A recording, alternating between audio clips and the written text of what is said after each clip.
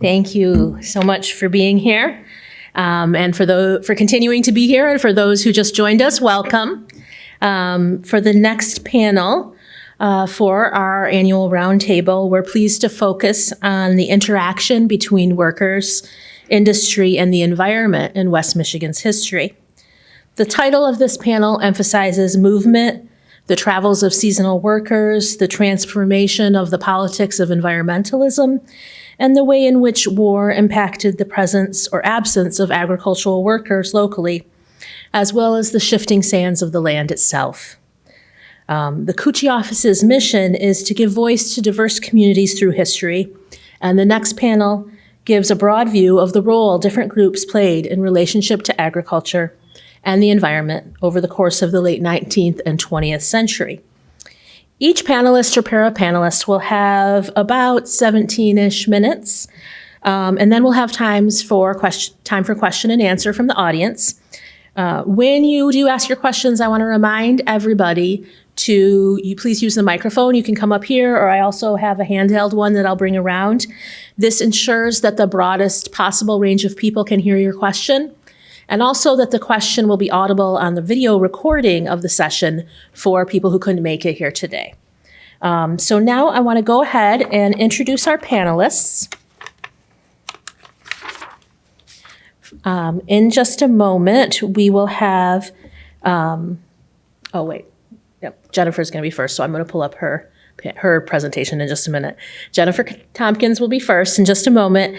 She's the Community History and Education Director for the Grand Rapids Asian Pacific Foundation. She is a sought-after speaker on the local history of the Asian American community, having spoke in recent years about Japanese American World War II soldiers like Virgil Westlake from Michigan and Japanese war brides in West Michigan, among other topics. Today, she will be sharing her research on Japanese and Japanese American poultry workers in West Michigan during World War II. Then we'll have Professor Andy Schlewitz, who is a faculty member of the Political Science Department and the coordinator of the Latin American and Latino Studies program at GVSU. He is also the 2023 recipient of the Kutsche Office's Community Collaboration Grant, which seeks to reduce barriers to faculty, community, and student collaborations. With this grant, he worked with the Oceana County Historical and Genealogical Society on how Mexican braceros, German prisoner of war workers, and the Hart Oceana County community clashed and collaborated during World War II. And for his presentation, Professor Schlewitz will be joined by the student Jacey Adams, who is a global studies and social impact major and helped work on this grant-funded project with him. Then we'll have Eric Gollannek, who is the executive director of the Saugatuck-Douglas History Center, which oversees the History Center in downtown Douglas, the History Museum at Mount Baldhead, and a number of other sites in the area. Recent exhibits at the History Center include Her Story, Women's History in Saugatuck-Douglas, and The Lure of Mount Baldhead. Eric will present today on the agricultural and environmental history of Saugatuck-Douglas, among other topics. And then lastly, we will have Jeff Smith, who is the creator of the Grand Rapids People's History Project, a documentary and narrative history website which models itself on Howard Zinn's A People's History of the United States.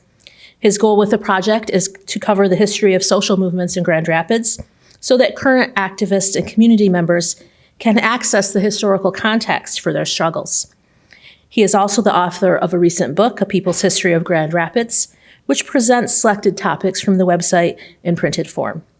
Today, Jeff will take a look back at the first Earth Day celebration in Grand Rapids and what we can learn about the direction of the environmental movement since 1970.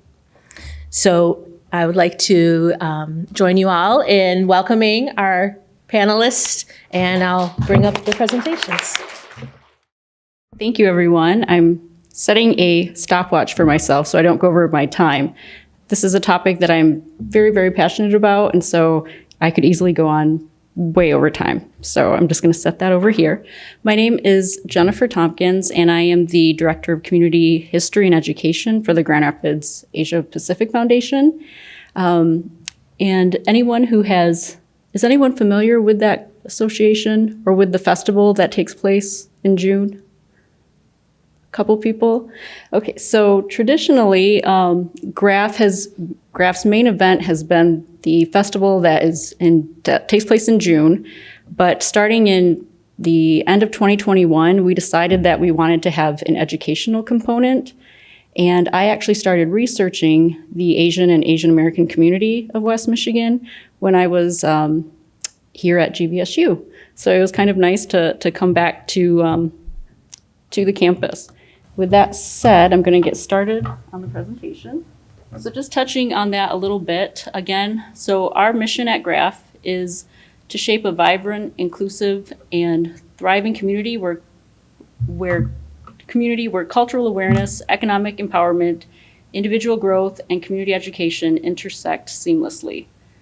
In other words, knowing our community's history increases pride in our heritage.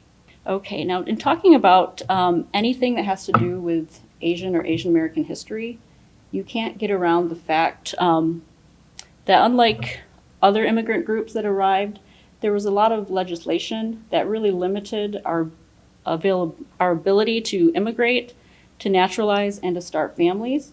Those laws also limited our ability to engage in agricultural businesses, and we'll be touching on that. So just briefly, for the immigration and naturalization laws, I believe the Chinese Exclusion Act is probably the one that is best known to people.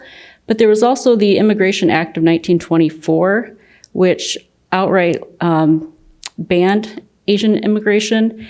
And it's because of this unassuming sentence, ineligible for citizenship. So you'll see that many times, and it doesn't sound that sinister, but Asians were not allowed to naturalize. And so anyone who couldn't naturalize, couldn't become a citizen, it was a tricky way of saying, Asians, no thank you, whenever you see that. Again, for the alien land laws, you'll see that again. In 1859, Oregon was the first state to ban the ability for property ownership when they included that no Chinaman could own property. So they weren't even trying to hide the fact with beautiful language. They just came right out and said it. In 1889, Washington also added to their constitution clauses to make it impossible for Asians to have property. And then between 1919 and 1923, there's a handful of states, mostly in the West, Arizona, Arkansas, California, Florida, Idaho, Louisiana, Minnesota, Montana, Nebraska, New Mexico, Texas, Utah, and Wyoming all enact similar measures. What many do not realize is that there was a point in time where Michigan considered passing alien land laws, and this took place in 1914 when a group of Japanese were looking at farmland in the UP, and these stories here went viral. So it wasn't just the local community that was reporting on a need for alien land laws. The second article over where it says object to Japanese, that was from the New York Times in May of 1914. So we have basically like a mild hysteria just from Japanese trying to purchase land in our state.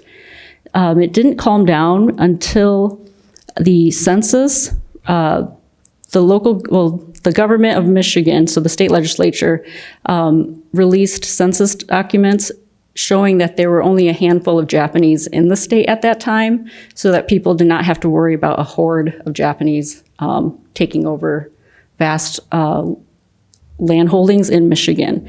And only until then did people stop pushing for the anti-alien land laws.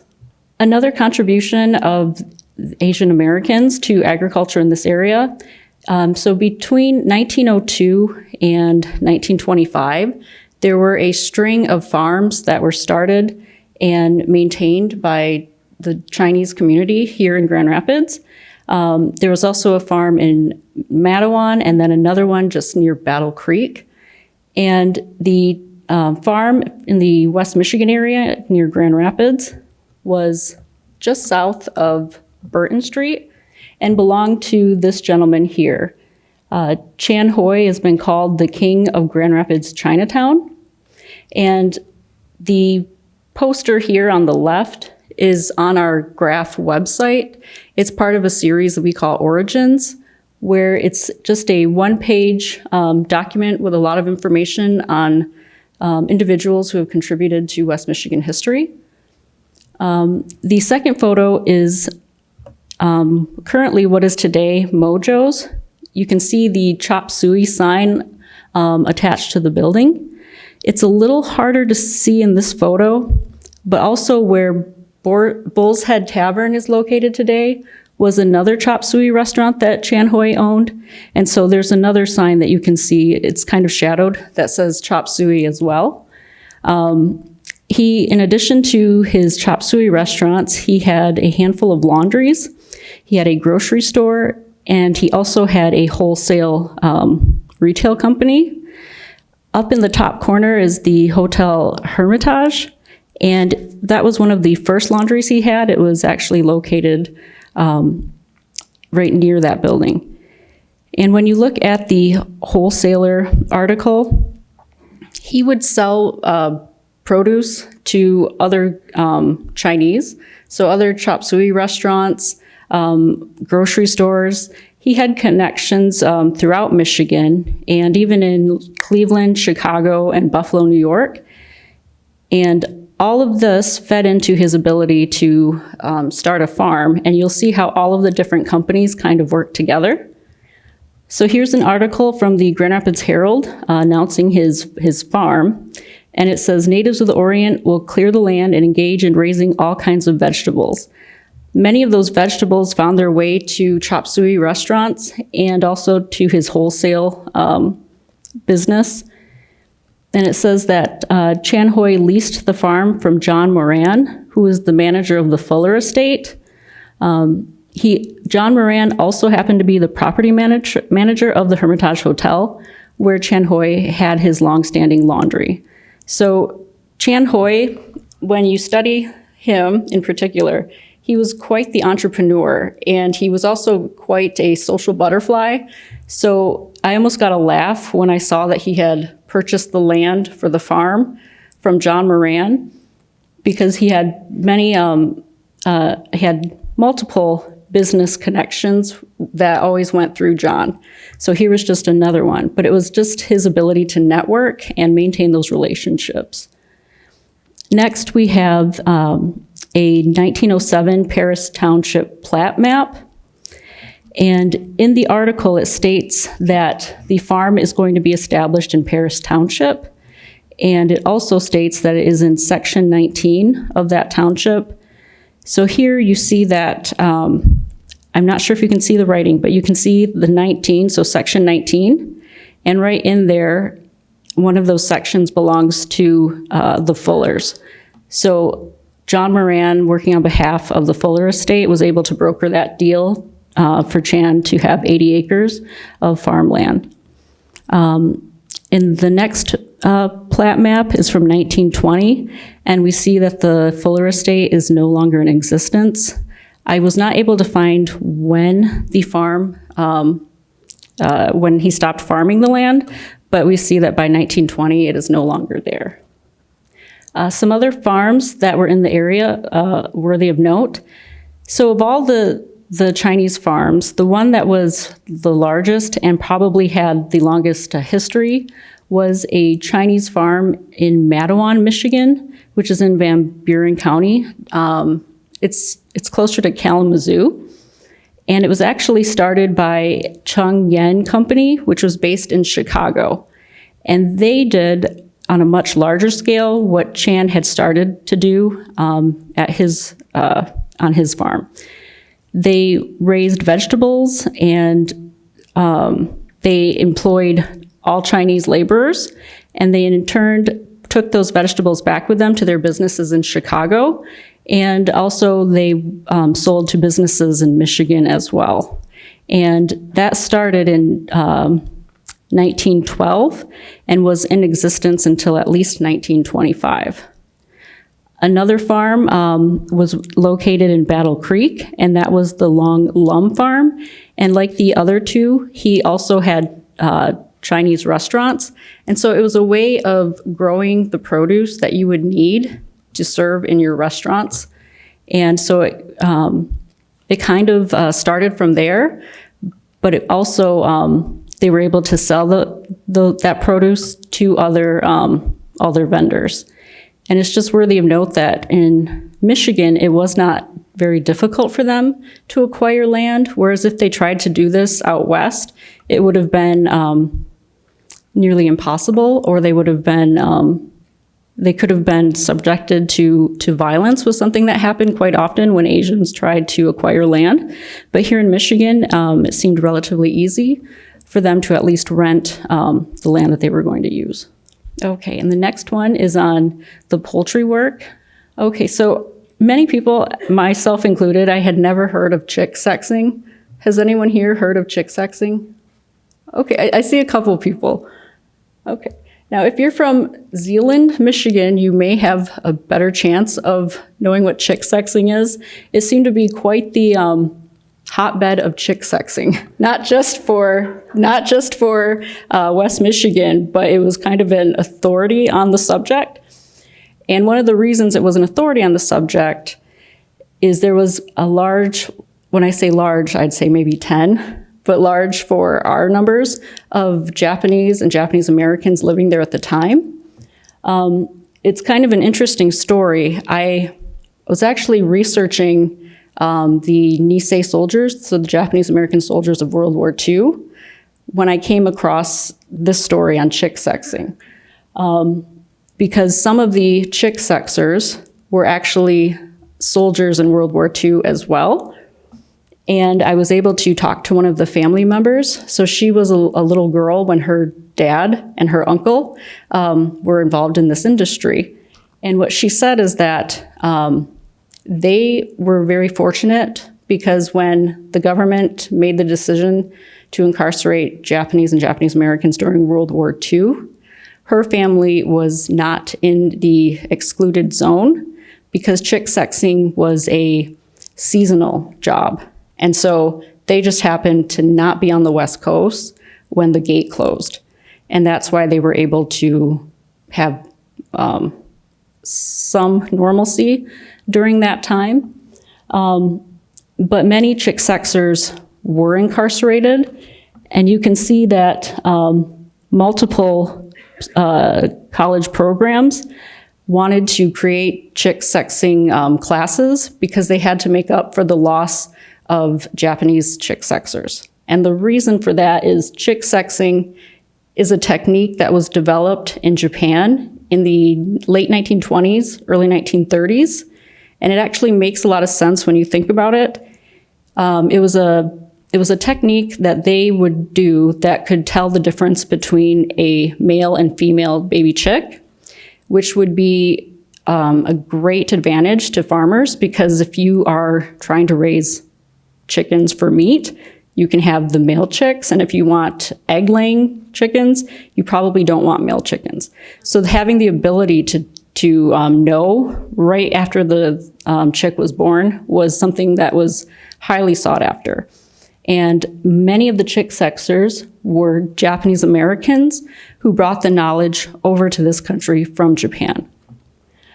But even though this family was very fortunate that they weren't interned, they still had a need to prove their patriotism. Mind you, they were very patriotic, but they had to do outward displays because there was kind of still a lot of suspicion towards them. And so here they are, Zeeland Japanese aiding war bond sales. But they're in Zeeland because they're there for all of the poultry farms. Let's see, so we have, this I thought was kind of interesting. They decided to intern Japanese Americans which caused a huge need for this. So they were trying to train deaf individuals for chick sexing. They tried to teach like younger children because they thought having small hands might be beneficial for chick sexing, when in actuality, if they would have just maybe not incarcerated many of our citizens, they probably would have been much better off. So speaking of Japanese internment, Japanese internees, many of them, over 2/3, were actually US citizens. And many people have argued that one of the reasons the internment took place wasn't as much about national security as it was about competition in farming. And one of the pieces of evidence that they use is the two images of California. This was actually part of the 1940 census. It's kind of interesting that they decided to map out all of the farms that were Japanese owned, and to also have, of note, the high concentration areas of Japanese. That way, when it was time to incarcerate them and take their farmland, they knew exactly which farms belonged to Japanese and Japanese Americans. This quote is rather famous. It's Austin Anson, and he was from the Salinas Vegetable Growers Shipper Association. So not only was it about growing the vegetables, but also about getting them to market. And the Japanese Americans had what they would call truck farms. So they were very efficient with getting their produce to market. And here's a quote from the Grower Shipper Association Secretary Austin Anson, and it kind of gives you an idea of some of the feelings towards Japanese farmers. And here he says that we're charged with wanting to get rid of the Japs for selfish reasons. We might as well be honest, we do. It's a question of whether the white man lives on the Pacific coast or the brown men. They came to this valley to work, and they stayed to take over. They work their women and children while the white farmer has to pay wages for his help. If all the Japs were removed tomorrow, we'd never miss them in 2 weeks, because the white farmers can take over and produce everything the Jap grows. And we don't want them back when the war ends either.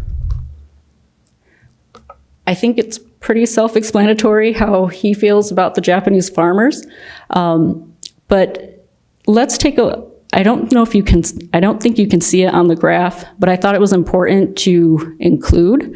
So this is from a agricultural survey that was done in 1940. And in it, it has a breakdown of crops and what percentage the Japanese farms produce.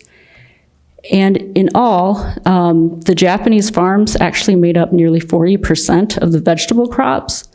For some crops like strawberries and celery, it was closer to 90%. And one of the reasons for this is the way that the Japanese and Japanese Americans utilized their land. I believe it was 3 out of every 4 acres that they had was used for crop production, whereas other farms in the region, it was 1 out of every 4. So they used their resources, and it is true what Austin Anson says about the wife and the children helping the farmer. All members of the family would be out there doing all of the farm work, and it was actually one of the hurdles for immigration, because Japanese could have a wife join them, but they couldn't have a wife that was a laborer. So one of the things that they tried to point out was the wife is helping in the farm, therefore she needs to be deported. And so immigration and farming have kind of one has been used to try to prevent the other. With the last graph, I was trying to point out that the Japanese and Japanese Americans were very efficient farmers and some of the largest producers in California. And we're going into a war, and labor shortages are something that is very real. And also, you have to feed people during a war. So part of the food shortages and labor shortages of World War II, part of it was it was directly related to the internment of Japanese and Japanese Americans. So while they're in camp, each camp had its own newspaper. And it came to the point where they decided to give some of the incarcerated individuals the opportunity to work outside of the camp. And the way that they would find out about these opportunities was through the camp newspapers. In the article down there, relocation committee formed to aid evacuees. In West Michigan, there was a group of civic and religious leaders that got together to kind of grease the wheel to make the area a little more accepting of Japanese and Japanese Americans that could possibly come to this area for employment. So the top left is, you can see the image of William Kerstimpson. He was the head of the War Relocation Authority that was located here in Grand Rapids. And this kind of floored me. Whenever I thought of Japanese American internment, I automatically just thought of California or the West Coast. It never dawned on me that we had a War Relocation Authority right here in Grand Rapids. It was located in the Keeler Brass Building downtown. And he would work as a go-between of recruiting Japanese laborers. So in the top right, you see Japanese working in the fruit belt. Here you see, it's kind of shocking, but I've gotten used to it looking at all these older newspaper clippings. Jap Americans reach Bangor. Here are some individuals working on farms on the east side of the state, engaging in peach budding. Many Japanese were really involved in horticulture. And then on the far right, the last photo there, is a gentleman named Kei Miyamoto. And I discovered his story when researching the Nisei soldiers. He was actually in the very same unit as Virgil Nishimura Westdale. So these two gentlemen with roots to Grand Rapids were in the same unit during World War II. Here are some articles about the uphill battle that many of these Japanese and Japanese Americans faced. You can see that it was, there were quite a lot of groups all over the state that were against the use of Japanese. But there is one interesting bright spot, the Harry Becker farm in Decatur, Michigan. Harry Becker was a Jewish man who was from Lithuania. And I thought it was interesting that as a Jewish farmer in Lithuania, he was not allowed to own land. And he turned out to be the largest employer of Japanese and Japanese Americans on this side of the state. That's his granddaughter next to one of the Becker farm trucks. On the far right, we see a painting, and in it, it talks about a family of Japanese Americans that came and lived on that farm in Decatur. And here are images of Japanese Americans working on that farm. And you can see recruitment articles from camp newspapers talking about working on the farm. And the one on the far right I thought was interesting because it talks about how the Harry Becker farm was very good to Japanese Americans. And if you decided to work there at the end of the war, he would pay for your travel back to California or wherever you wanted to go. For everyone else, you would get $25, and you did what you could do with $25. So many of the individuals ended up staying wherever they were interned. And just something of how this changed the Japanese community. As a result of the forced migration of Japanese and Japanese Americans, the Japanese population in the Midwest increased by 1,092.5%. This graph is a change between the 1940 census and the 1950 census. And then the last image there is an article about Nisei coming to East Lansing. And a number of those names are individuals who were working on the Becker farm, and they gained employment in positions in the horticulture department at MSU. So they were gifted in what they were doing. And fortunately for Harry Becker, he gave him a chance and they produced for him. And that is all. Thank you. Hello, everybody. Thank you for being here. My name is Jacey Adams. I'm currently a junior at GVSU and studying global studies and social impact, which is the major. I worked this past summer with Professor Schlewitz, who is an assistant professor of interdisciplinary studies at Grand Valley. I wanted to thank the Kutsche office for the community collaboration grant that gave me the opportunity to research this history on foreign labor in Oceana County, namely the Bracero program and the POW. I do feel that this research helps the mission of the office in helping communities compile, preserve, and disseminate their particular pasts. Our title is Who Are Our Friends and Who Are Our Enemies? So our research surrounds a lot of the same interviewee by the name of Esther Mole. This title was inspired by the interview Esther Mole. A year ago, Ms. Mole shared her archival work with Professor Schlewitz titled When the Enemy Became Our Friends.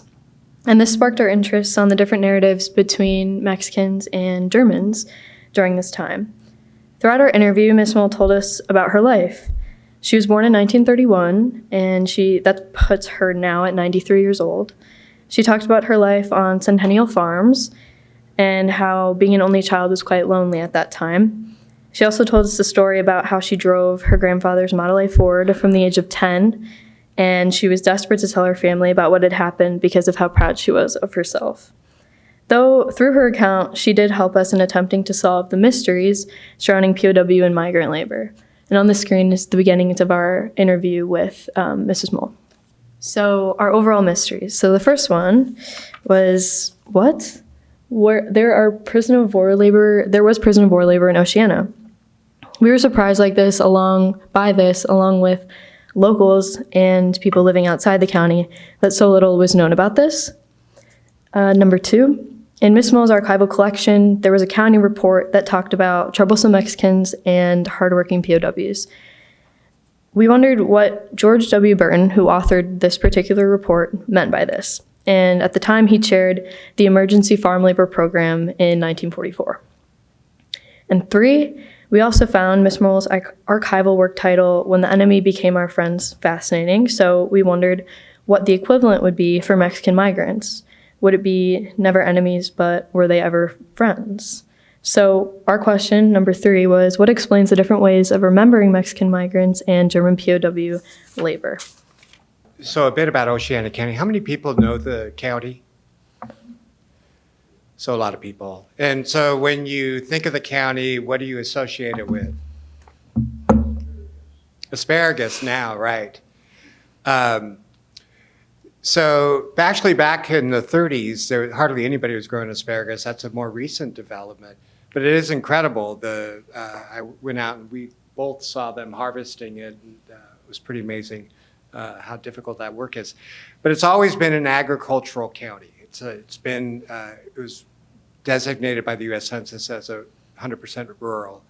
It has two largest towns, Hart and Shelby, and that's where the prisoner of war camps were located. In Shelby, it was at the old football field, and I think it's a park now. And in Hart, it was at the county fairgrounds. And somebody told me that you'll find people with their looking for artifacts left over from the camp, and they're still finding buttons and different kinds of things there.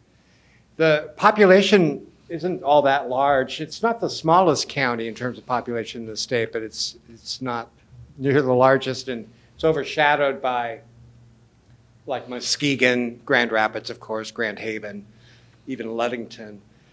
And then, as you can see in the data there, it's in 1930, it's cherries, peaches, and apples are the top three. But in 1950, you get this huge leap in cherry production, and it's not because there's more people there and more farms. It's that productivity, more people have turned to cherries because after the war, it's such a hot item. And it's not because you had a mechanization, which really doesn't take off until the 60s. So it's about they needed labor. And we're not talking about it too much here, but what we're surmising is that that this foreign labor was crucial to seeing the county through really hard times and setting up a surge in wartime or post-war production. Also, I noted that's predominantly white, and when I looked at the census data, maybe 0.1% of the farm acres are operated by black farmers, so it's predominantly white. In the racial classification scheme of the day, it's just black or white, so I'm not sure who else besides. Thanks. Okay, so I'm going to tell you a little bit about these two types of labors and programs. The first one being POWs. So POW program was prisoner of war program for the agricultural shortage during World War II. And this was supplied by Germany. In 1940, this started from 1943 and ended in 1945, but it only came to Oceania in 1944. And prisoners of war would either sort, dump, work in a cannery, or pick on orchards. And in the picture down there is prisoners of war on their camps, in their camps. So Esther Moll's account was important because she lived on an orchard, and her perspective was fascinating because it was conflicting with Germans. So as a kid, Germans were seen as more of the villains. She has a memory of drawing, this I thought was interesting, she has a memory of drawing German villages in the dirt with her friends and dropping rocks on them, pretending to bomb cities from a young age. But as prisoners of war came and worked on her parents' farm, she found that her perspective changed, and she saw them in a more sympathetic light. She saw them like others did in the town, quote, blue-eyed, blonde young men that looked like our older brothers. Even though they did seem familiar, they were prohibited to go near them. They would advertise no fraternizing allowed with the POWs. And she also said that they weren't much of a threat. She talked about how when the POWs would be moved from the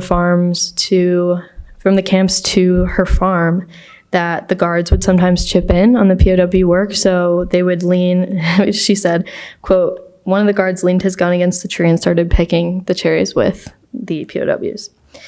And lastly, she talked about how they were treated humanely. And when the war ended, they were sent back and would write to their bosses from West Michigan, thanking them for their treatment. And next, Mexican migrant labor, which was a little bit different. So after the U.S. entered the war, it became clear that the country needed agricultural workers nationally, especially in Michigan. So the U.S. and Mexico created a deal called the Bracero Program, and this started from 1942 to 1964. There had already been decades of a long history of Mexican migrants coming to the United States to work either on railroads or sugar beets as well. And in this deal, Mexico promised workers that met physical standards for agricultural farming, along with the U.S. promising sanitary living conditions, access to medical care, paid round-trip transportation, and getting paid a wage. So, of course, this sounds like a good deal. But throughout my semesters, this particular semester so far, I've been introduced to scholars that have wrote about the Bracero experience in the program, particularly in this article. This scholar was writing about Bracero folk songs and what they were singing about in their lyrics. And a lot of the lyrics talked about how these promises were unfulfilled by the United States. But as it turns out, at the time, not many Braceros were actually in the county during the war years. And Esther, our interviewee, does not remember migrants until after 1964, which was when the program had ended. Another interviewee, Marge Peterson, does remember them in the 50s in the county, but alike they both have fond memories of the migrants and both became close with the migrants that were working in close proximity with them. We also assume there must have been an uptick in the county of migrants after the war because the same guy that complained about, quote, troublesome Mexicans, George W. Burton, ended up founding the annual Mexican Fiesta in Hart in 1948. So what do we know now? We do know that prisoner of war labor, of course, was in Oceania. There were, I think the number was 625 POWs that were crucial to the county's agricultural operations. Two, troublesome Mexicans and hardworking German narratives. We assume that George W. Burton must have been reporting on issues with migrant laborers in other areas of the state. For example, there were news stories about reportings of farmers complaining about braceros and saying that this program was a failed program. There's also no evidence of a large sum of migrants in the county during the war years. And lastly, Germans and Mexicans are of course remembered differently, and we assume this because of the constructions of narratives in mediums like newspapers, textbooks, and film. So the first one being news. This was something that I did a lot over the summer. I looked a lot in the Oceana Herald from the war years from 1942 to 1945. And we do have a lot more research to do on this, but I did sample those years, and I found scarce information on Germans and Mexicans alike. We are not surprised that majority of the news was on the local consequences that the county was facing during the global events of World War II. We were thinking about what would go into constructing a view of Mexicans and Germans. And so the newspapers would be one source. Radio is another, but we just haven't had time to look or find information on broadcast schedules and what kinds of stories were out there. So newspapers, radio, what they learn in school, and then finally films. And I looked at some, one thing I'm working on now are looking at school books. And so there's a whole stash up in Mears that I haven't looked at yet, but a few that I've looked at. One was this natural school geography, and it was used from the 20s through the 40s. And they, again, not surprisingly, they present a view of, for example, Mexico that follows the US racial classification system at the time, black and white, and then something else that we figure out, in which, so they try to turn Mexico, the description of Mexico, into something that would make sense to Americans' racial understanding, but in the process, radically oversimplifying the history of Mexico or its culture and society. And then the other kind of lesson that they're getting is that the U.S. is exceptional, the narrative of the U.S. is a city on the hill, so that countries like Germany, the old world, have sent their people here, and they become something different here, land of the free. But in the process, they talk about all American nations of free people, when we know that's not the case when this book was taught. Up through the 50s and 60s. The last little scrawl in it was in 1966. That Mexico or countries like Paraguay or Guatemala were free, and so they're really talking about the U.S. as the center of their worldview. So in terms of constructing Germans and Mexicans, we're trying to read back from these school books and figure out, but we're not there yet by any means, but we're just getting started. And lastly, film. This was something that I also sampled quite a lot in the Herald, and I would look through and there'd be weekly ads, on this, you see the Shelby Theater, and then next to it would usually be the Hart Theater. And I'd come across them quite often, and it would kind of advertise what films were being shown during that time. And I saw that there would be films like this one on the screen, The Lone Rider Crosses the Rio, which talks about the Mexican border. And we did find out that this is actually the second film of a 17-movie franchise. So they needed more and more and more, I guess. If locals were watching films like this over and over and over again about Mexico and Mexicans, then this would obviously create stereotypes in their mind. And the films would also, quote unquote, other Mexicans and divide locals further from understanding the stories of migrants that were working and living among them. So, yeah. And another side of that is that films would also render them invisible. So I watched, a lot of these that we that you can find in here are available on Tubi. So I've been watching some of these movies, Gene Autry films, and these series like this. And there's a whole series of Sierra Sioux, Fun in the Sierras or Attack in the Sierras, but it always features the government agents playing the guitar, telling jokes with a sidekick. There's a love interest. There's a fight. There's some gunplay, but there's always a happy ending. But what's remarkable is there's nary a Mexican American to be seen in these vistas, in these scenes that play out. So there's two kinds of ways that film does that, constructs Mexican as irrelevant or as, in terms of these stereotypes, back in this time.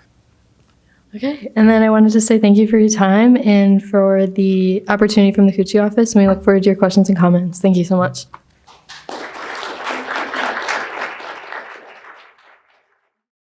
All right. Well, thank you, everyone, for being here. I'm really delighted to be a part of this panel and to be a part of this series that I've come to for a number of years. And the History Center has really benefited from the programs the Kutsche office has done. We, in particular, back in 2017, 2018, worked with the Kutsche office on the Stories of Summer History Harvest project. And a good collection of material is housed in digital archives here, digital libraries at Grand Valley, as well as at the History Center.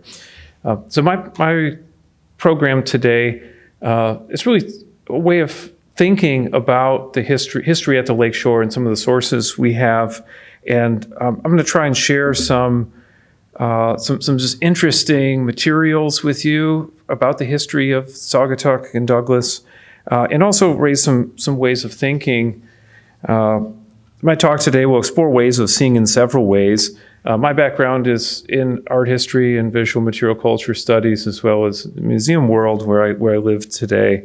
But suggest a few ways to think about the landscape. One is to suggest ways to engage photographs and paintings as sources for deeper questions we can ask about history at the Lakeshore. This talk will also model lenses or angles to approach visual materials to understand and situate the work of artists, with particular ways of seeing shaped by ideologies of ecology, modernism, market capitalism. And I think most importantly, for all of us here, I hope this talk encourages us to see local history as one starting point within vast networks of exchanges of power and diffuse influences, right? We start with the local and we start to understand some things that go far beyond where we are today. I put in some slides here just as a promo for the History Center. I hope you all come out to Saugatuck, about 45 minutes away, and come see us. This is our main site at the Douglas Union Schoolhouse built in 1867. Our Century of Progress LGBTQ history exhibition in the photograph on the left. And our other site at the base of Mount Baldhead. Mount Baldhead, of course, in the background with the Cold War era radar installation, just recently listed on the National Register. In the middle ground across the river is our History Museum at Mount Baldhead, which has an exhibition on the cultural history of the Big Dune, Mount Baldhead, this hundreds-foot-high sand dune that blocks the way between Saugatuck, the river, and Lake Michigan just beyond it. We'll look at a few maps today, and I think maps give us an important perspective on our sense of place and the way people have understood it or their place within the landscape.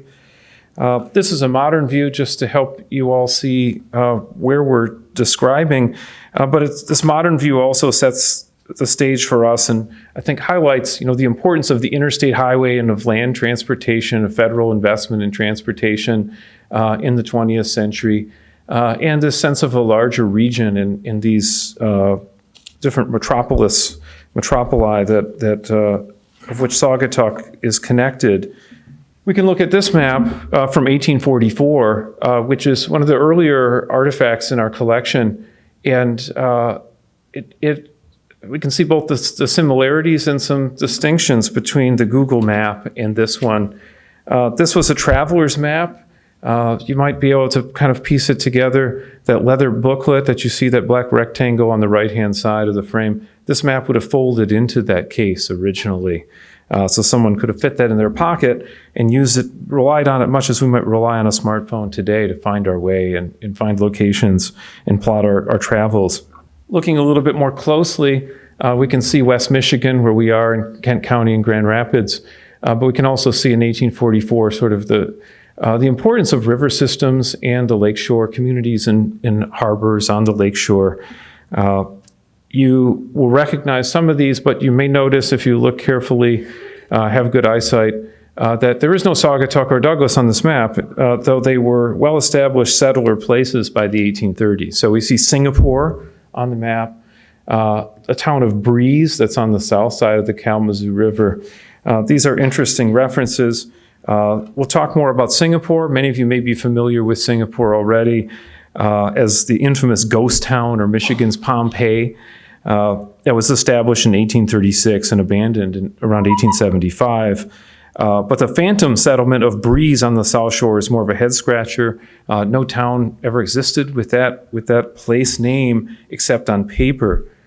If we look back and analyze both West Michigan, but really the Old Northwest Territory that this maps overall, you can see indigenous people are largely excluded in this representation. There are Anishinaabe place names on the map, and in the far sort of upper northwest corner in Wisconsin territory, there's a description of Menominee Indians in that section of the map. And so we can see by absence, the U.S. government's Indian removal policies after 1830 have displaced indigenous people out of the Midwest to reservations lands much further west. And this is a document that gives us some indication of that. Other maps from around 1900 give us some insights into the agricultural history of the area and of the importance of transportation, particularly steamship travel and transportation by around 1900. This is widely known as the Fruit Belt, extending all the way from southern Lake Michigan all the way up into northern Michigan, Traverse City area. But this map here gives us a good indication of the close connection between small villages that have filled in on the township and the township level and territory sections of the map that are connected to major urban and western markets of Chicago and Milwaukee during this time period. For something a bit different, again, thinking in this pictorial map tradition, this is a hand-colored print map by the Chicago illustrator, Saugatuck resident as well, Fred Stearns. It was made in commemoration of Saugatuck Centennial in 1930. So this would have been the founding, the arrival of New England migrants, William and Mary Butler, in 1830. There's big celebrations all around Michigan as towns celebrate their founding, their platting and their founding. But this is a fascinating example here. As it's described, an intimate map of Saugatuck, Michigan.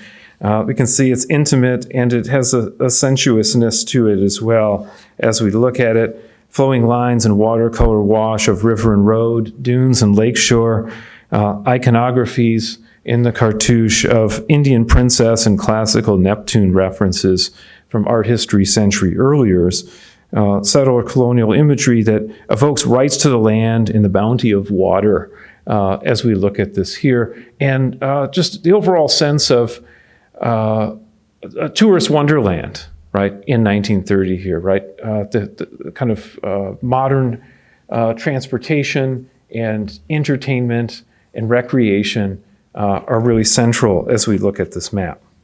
We can think about a different kind of map as it transitioned into one of the major works I want to talk about today, artworks I want to talk about today. This is all of the things I'll show you are things from the History Center's collections unless otherwise noted. But this is a town zoning plan for the village of Saugatuck from around 1930 by artist and architect Carl Herman and a committee. And I brought this in just to demonstrate the connection between artists and, we'd say, civic engagement in the early 20th century. the legal measurement and regulations of surveying and drafting, policy making. Artists are closely intertwined with this. And I'll just note of the last names included with the plan, we see the very first one here, Fersman, a reference to Frederick Ferry Fersman, who we'll talk about later, one of the three principal founders of the Oxbow Summer School of Painting in 1910. So artists are involved in all kinds of things aside from just making aesthetically delightful pictures, but also engaging with all kinds of discourses about power and authority in the landscape.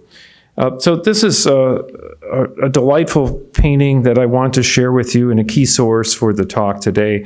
It's remarkable in a number of respects, one of which is that it was on public view in Saugatuck since its creation in October of 1929. And we're really fortunate that this painting came to the History Center through the generous gift of Huntington Bank in 2023.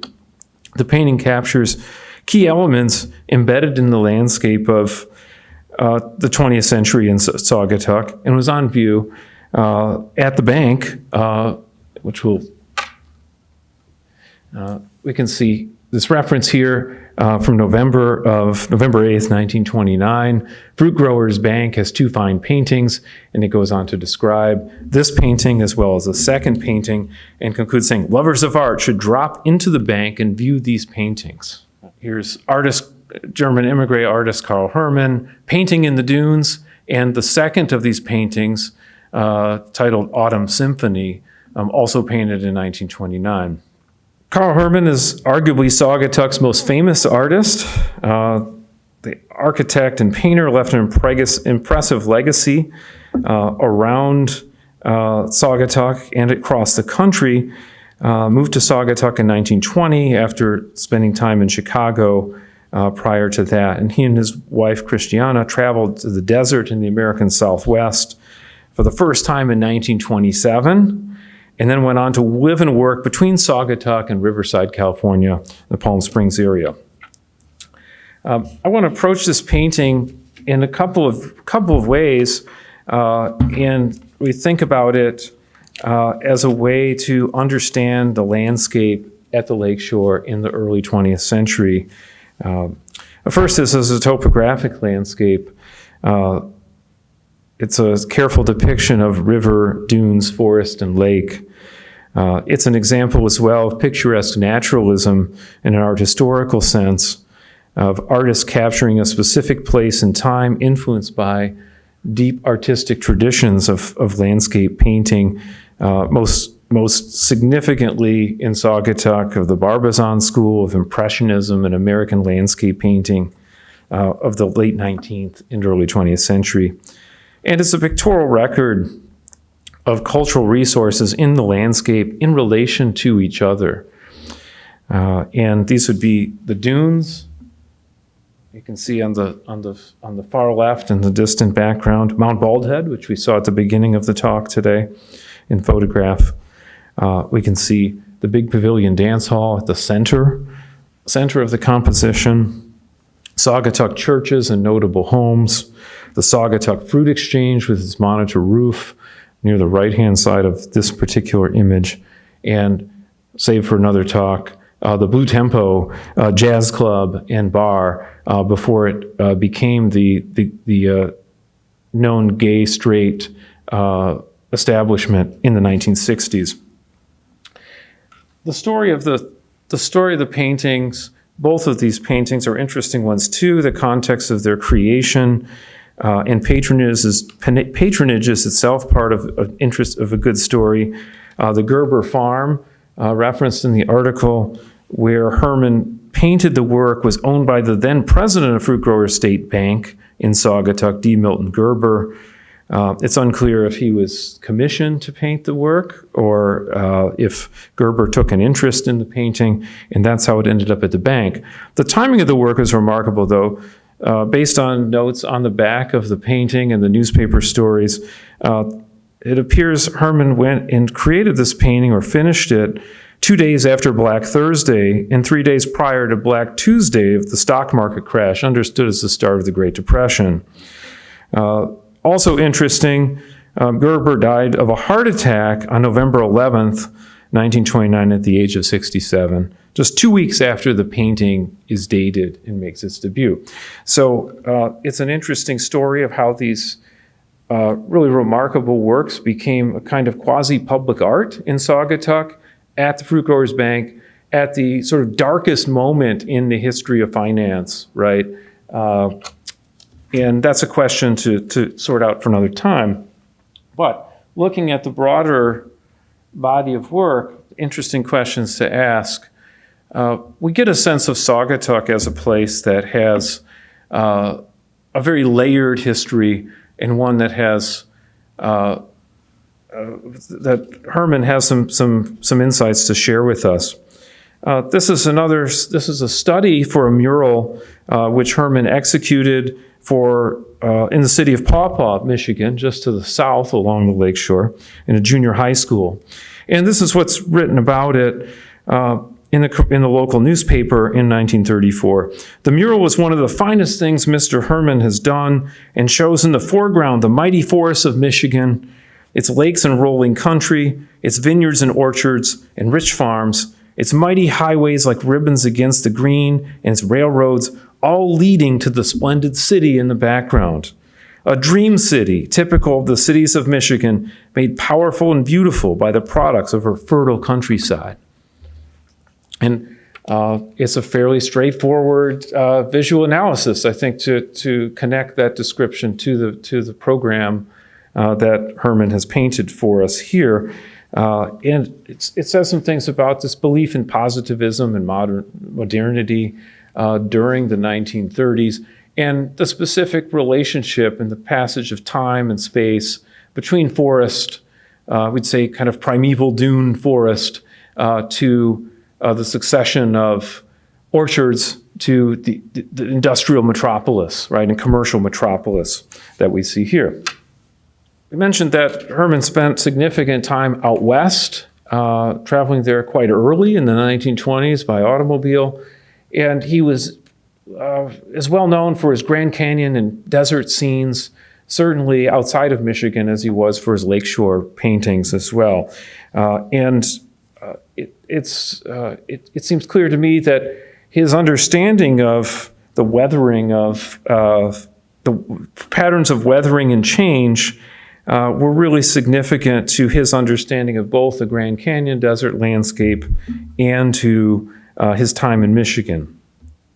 Nothing shows this better, I think, than this etching, Derelicts of the Dunes, which depicts this sort of alien-looking landscape, but really brings out this pattern of the movement of sand and the sort of cyclical envelopment and release of natural features of man-made structures. If you've been on the dune rides in Saugatuck, you'll be able to see the exposed roots and trunks of trees and these derelicts of the dunes, skeletal figures, sentinel figures on view here. And this will take us to our conclusion of sort of thinking about Singapore and this lost village and the ways in which it captivated the Romantic imagination by the late 19th century. And just to give you some final orientation here, Singapore to the north, we see this story continues to be sort of told and retold here in front of Saugatuck City Hall in the 1950s, and this kind of use of visual culture to help us understand sort of the ebb and flow of industry and progress and changes on the landscape. So with that, I'll save other comments, any questions you may have at the end of our time today. Thank you very much. Just want to say quickly thanks to Nora for the invitation to be part of this conversation today. And I also just want to acknowledge that the land we're standing on right now was once Anishinaabe. And just to both be respectful of that history as well as the previous panelists. So I'm going to be talking about environmental movement in Grand Rapids, particularly since Earth Day. And everything that I'm talking about today you can find in my book, A People's History of the United States, which came about a year ago to the date. So the first slide you see up here is, obviously Grand Rapids is known as the furniture capital of the world, right? In many ways for quite some time. But there are consequences to making furniture out of wood. Much of that involves clear cutting. This is from northern part of Michigan. And even the furniture barons of the area invested in and owned land in the Northwest because they pretty much used up most of the wood that they were using for the kind of furniture they're making from Michigan, and they had to move out west to find other particularly hardwood sources for furniture. They also used the Grand River, what the indigenous people refer to as the Washtenaw, as a means of transporting logs from clear cut to the furniture factory. Since most of the furniture factories were either along or near the Grand River, mostly on the west side, but also some on the east side of the river as well. This is a picture. Some people might recognize St. Adelbert's there on the right, the basilica. This is the very early construction of the highway going through Grand Rapids, beginning in the late 1950s, early 1960s, the construction of 131 and I-96. I interviewed, some people may know him. He's no longer with us, but Father Dennis Morrow, who was an archivist, historian, and did probably more research on the impact of the highway constructions in Grand Rapids than anybody else that I know of. So this is a lot of the archives that exist at the library and other places. He certainly had a hand in that. And I interviewed him probably 20 years ago. And this is one thing he had to say about the highway construction. He said, we don't normally call it devastation because something was built. It was pushed through by the government, and certainly you could say that some people have benefited from it.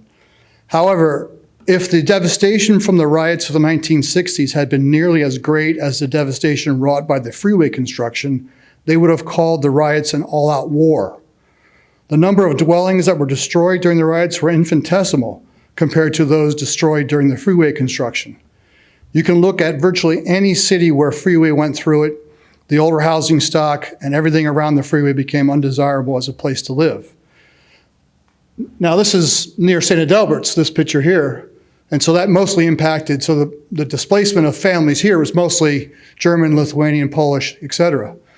But if you go further south on 131, particularly just past down what's now known as the downtown area, there was an awful lot of black families whose houses were destroyed and taken down, and they were displaced.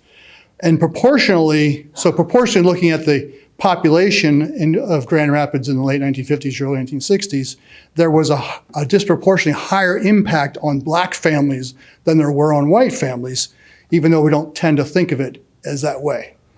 So I show these pictures because I think it's important to think about environmental devastation, even though we don't necessarily think about it. This was one of the beneficiaries of the highway construction, which is the Grand Rapids Chamber of Commerce and the people they represent. Now to the beginning of the environmental movement in Grand Rapids. So just like all across the country, April 21st of 1970 was the first recognized sort of Earth Day celebrated all around the United States, right? And there were two articles about environmental and Earth Day in Grand Rapids from that first Earth Day. So this is one that was the main article, and it mostly talks about the fact that there were 1,500 people who showed up at the Civic Auditorium, in Grand Rapids to come and celebrate the first Earth Day, right? most of the people who were on the stage were elected officials and business people, which more often than not sort of continues to be the case when we talk about environmental issues. But what's really instructive is they had a screen up in the Civic Auditorium, and they were showing different images while the presenters were talking. And at one point, they put an image of Vice President Spiro Agnew on the screen, and a bunch of the audience started booing. Well, this is 1970, so middle of the Vietnam War. People were pissed off about Agnew's role with the Nixon administration in perpetuating the violence. Obviously, a lot of families in Grand Rapids were losing spouses, sons, uncles, or other relatives because of the war. And then Representative Gerald Ford, who was obviously later to become president, got up to speak, and he also received a tremendous amount of boos. And this is based upon what the newspaper article said. This is not my commentary. This is just what the article had to say. Ford's comments were interesting because, according to the press article, he was mostly speaking about environmentalism as personal sacrifices, consumer dollars, and taxes.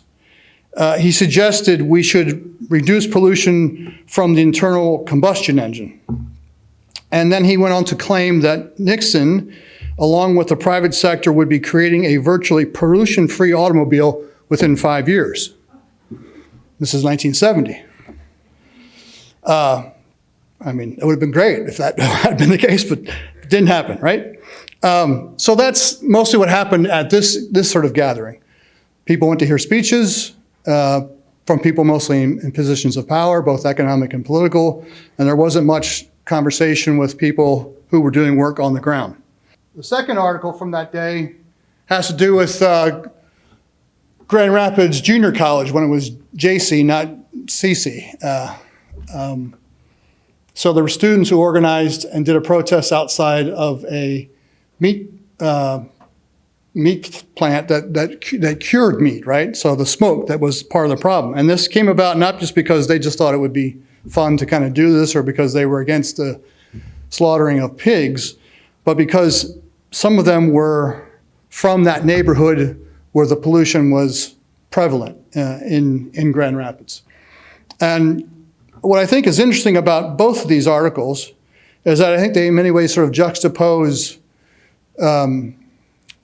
sort of the future of the environmental movement from the 1970s on, where one is where people are trying to engage in some form of direct action to look at the root causes of the problems for environmental destruction, and the other one is more trying to address personal lifestyles and not talk about sort of root causes or systems of power and oppression, which is sort of what I'm sort of talking about here. So I highly recommend, if people haven't read it, a book called The Revolution Will Not Be Funded: Beyond the Nonprofit Industrial Complex, is because of sort of the popular movements of the 1960s in particular, foundations realized that as a way of trying to redirect the public's opposition to all kinds of things, white supremacy, militarism, environmental destruction, et cetera, was to set up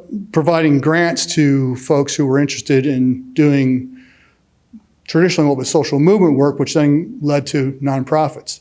And we all know that 501c3s have a limitation of what they can do. They can't get involved deeply politically. They can't endorse candidates. They have a board of directors, so they have more of a sort of corporate structure as opposed to an autonomous movement-based kind of work. And this is in many ways very indicative of what happened certainly in Grand Rapids from the 1970s on, from that first Earth Day, where while there have been environmental organizations that have existed, they've disproportionately tended to focus on lifestyle changes, what you can do personally in your own life. Not that any of those things are bad, but then not really then addressing sort of larger root causes, structural, environmental destruction, what have you. This doesn't shift until probably the late 1970s, early 1980s, when the environmental justice movement was organized came into being. And this was mostly organized by BIPOC communities because they were frustrated with the fact that sort of the white-led environmental groups were not really talking about things that were both directly impacting them. They were spending more energy addressing issues around saving, wildlife in distant lands or protecting, natural parks and places that, people could go hiking and camping and those kinds of things. Again, certainly nothing wrong with that. But that didn't impact directly Black, Indigenous, and other communities of colors directly in their own particularly urban settings within the United States.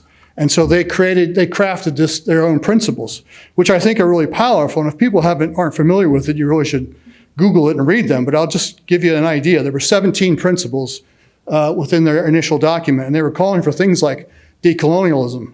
They were calling for an end to the destructive operations of multinational corporations. They were opposed to military occupation and then oppression and exploitation of land, people, and cultures. They were calling for workers' rights. They were calling for the end of the production of toxic and hazardous waste materials and radioactive material, all those kinds of larger, bigger issues that were certainly impacting those communities. And so we certainly see from that point on, there's a shift in the environmental movement to some degree, and that most of the movements that exist over the last 20 years in Grand Rapids, I would argue, many of them, whether it's food justice or food sovereignty, environmental justice, the climate justice movements, have mostly emerged because BIPOC communities have pushed the rest of us to look at larger structural problems to make those kinds of addresses. And I had a couple of other things I wanted to say about the movement, but I'll just sort of leave it there just because of time issues. And so I'd rather leave more up to questions and answers. So I appreciate your attention, and I'd be happy to address any questions about the environmental movement in Grand Rapids. Thanks. Thank you all so much for our panelists. And I think we do have time for a few questions still. And I encourage you either to come up to the mic, or I'm going to come down with my mic in just a moment. So. Hi, I wanted to let you know about a book I've just heard about. It's called Enemies in the Orchard by Dana Vanderloop. It's a novel in poetry. It's kind of a young adult audience that the author intended, but it's about German POWs working on an apple orchard in Michigan, and I'm guessing it might be Oceana County. But I met the author at a book talk at Hope College a month or so ago, and I would love if you would, look into it. It sounds like a wonderful read. So thank you. Thank you. Any other questions?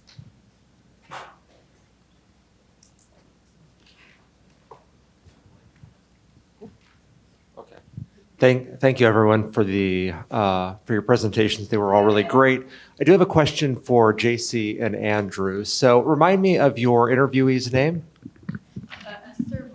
Esther. So Esther may be too young to have kind of been much influenced by it, but getting at your larger question about these different attitudes towards German and Mexican laborers, I wonder how much the mass deportations of the 1930s kind of affected those attitudes. In the 1930s, the U.S. deported 1 million Mexicans and Mexican Americans. And here in Michigan, state officials loaded thousands of citizens and non-citizens onto trains and sent them to the border. So again, getting at your kind of larger question, I wonder if you think those played any kind of role in that.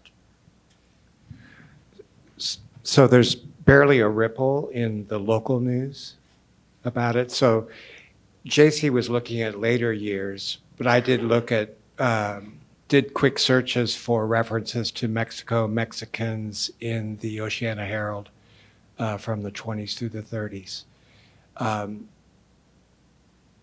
And I'm thank you for the question because I'm going to double check, but I don't remember seeing anything. But it was just a weekly paper. There are other sources. I did look at Detroit Free Press or what kind of news. And of course, again, there's the radio, which was such an important venue of news for most people. I think it's a question about geography of Mexican So, right, they're in the sugar beet fields at that time out east. There's just not a lot around. Yeah.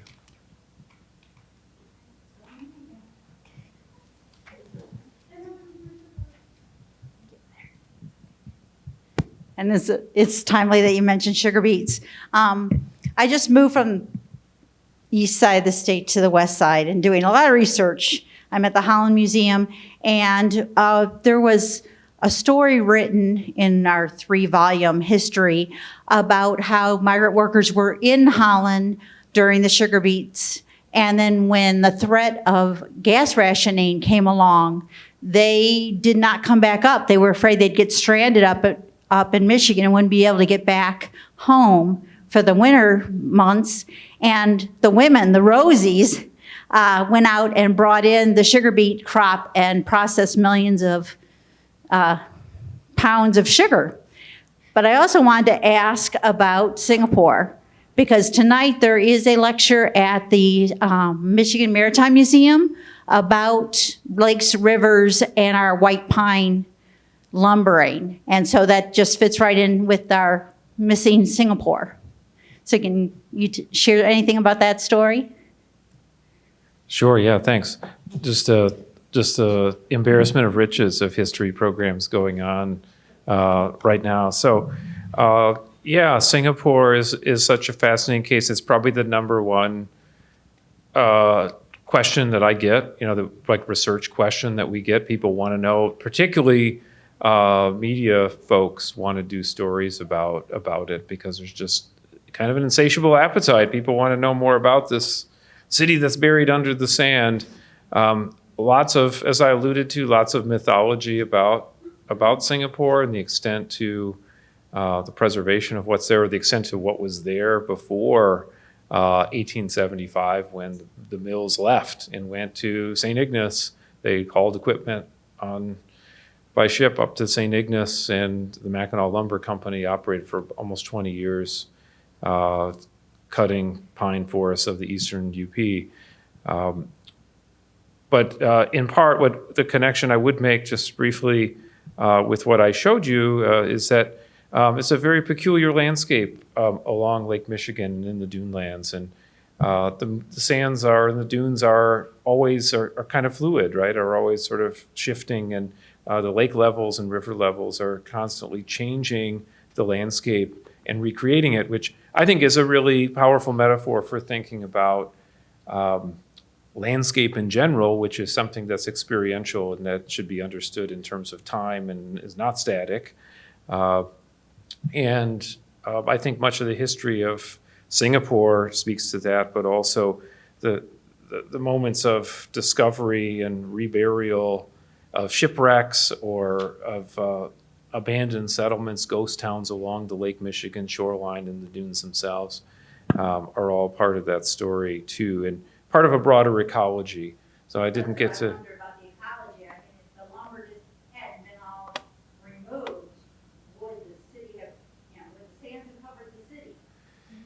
Yeah, it's a good question, but there's some discussion. We saw the photograph of Mount Baldhead itself, and at different points over the 19th and 20th century, and still today in the 21st century, there's discussion of what will happen if the dune continues to shift. Is the dune itself, Mount Baldhead is not a static thing. It's not a big pile of, it's not a big block of rock. And so what will happen, some of the efforts for reforestation on Mount Baldhead in the 19th and in the early 20th century were in part to stabilize the dune, as town fathers, townspeople were deeply concerned, oh my gosh, if this big pile of sand fills in the Kalamazoo River, we will have no livelihood here any longer. So we need to take care of the natural environment of which we're a part. Yeah. Thank you. Well, I was going to suggest that Enemies in the Orchard, and she beat me to it. But it is really a wonderful book. And then I was just going to ask if you, up in Leelanau County during the war, they couldn't find workers, and so they would have buses bring young women up from Grand Rapids to work the cherry orchards. Have you run across that in other places? No.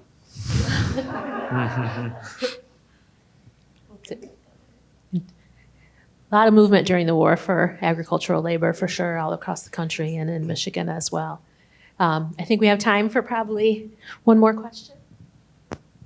In that vein, there was a POW camp in Allegan Forest, and those workers went to Holland to work, and I think at the Heinz factory. My husband remembers seeing them. Of the Heinz factory, the pickle processing factory in Holland, which later was primarily Mexican-American workers, yes. So I think we could all continue this discussion. It's been such a wide-ranging panel, and I think really gives us a good sense of the breadth of this topic. I want to thank everybody for coming and for attending, and invite you all to join us for dinner. I think even if you weren't registered before now, we probably can fit you in still. If you'd like to join us, we'll be serving dinner. It probably is there already, but definitely within the next few minutes, right out in the gathering area outside these doors. So, and I hope you all return to this room at 6 for our keynote speaker, Jennifer Bennell. Thank you.